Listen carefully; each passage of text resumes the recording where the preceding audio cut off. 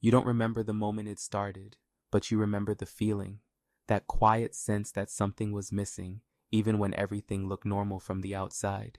You learned early to read the room before you read yourself, and without realizing it, you started shrinking to fit the space they gave you.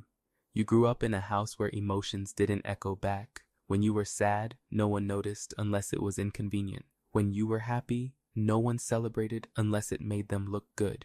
You learned to hold everything in because nobody asked what lived inside you, and slowly you stopped asking yourself to.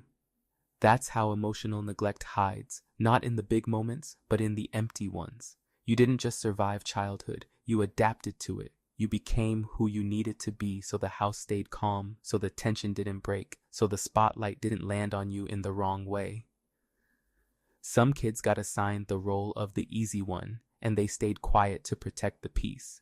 Some became the responsible one, carrying weight that wasn't theirs. And some became the scapegoat, the kid who got blamed because the parent needed someone to absorb their shame. You didn't choose your role, it was handed to you, shaped by a parent who couldn't face themselves. They didn't ask who you were, they decided who you'd be. And even now, the shadow of that role still follows you into rooms that have nothing to do with your past. But the wild part is this. To everyone else, your parent looked fine, kind, warm, even nurturing. You watched them turn into someone else the moment another adult stepped into the room. You saw how easily they smiled when eyes were on them, how suddenly they had patience, charm, and softness. You learned there were two versions of them, the public parent and the private one. And the public version always won. They needed the world to see them as good because they couldn't handle the truth of who they were behind closed doors. So you grew up thinking the problem must be you.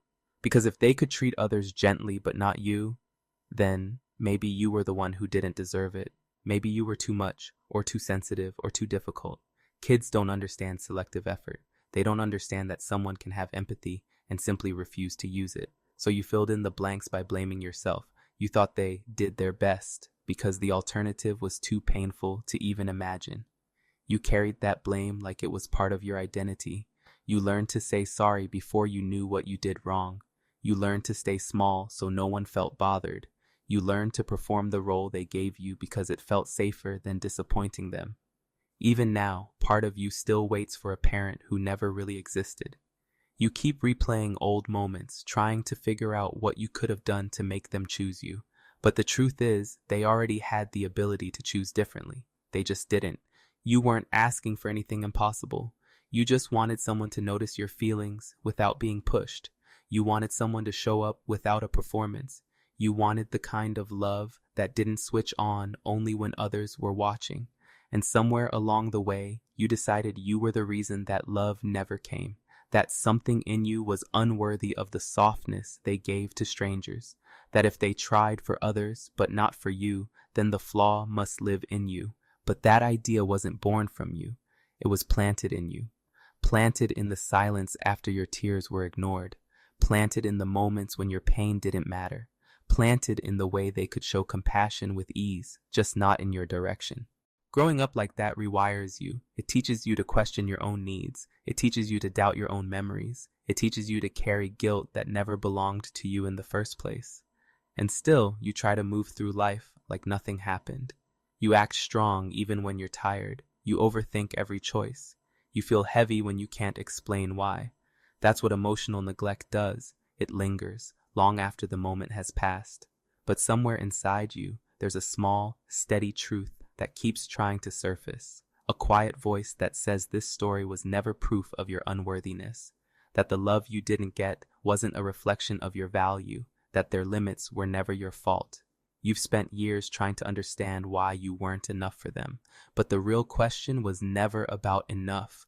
It was about capacity, and theirs had nothing to do with you. You're not the role they gave you. You're not the blame you carried. You're not the child who was overlooked, even though that child still lives inside you. You're someone who grew in the absence of what you needed, and that takes a strength you rarely give yourself credit for.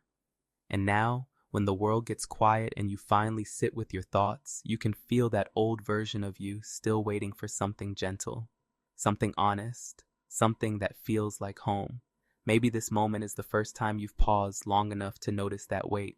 Maybe this is the first time you've let yourself see the truth without defending them. And maybe, right here, in this quiet space, you can finally feel the distance between their choices and your worth. And as that realization settles in, you don't need to rush it. Just let it breathe, soft and slow, like something in you is finally being seen.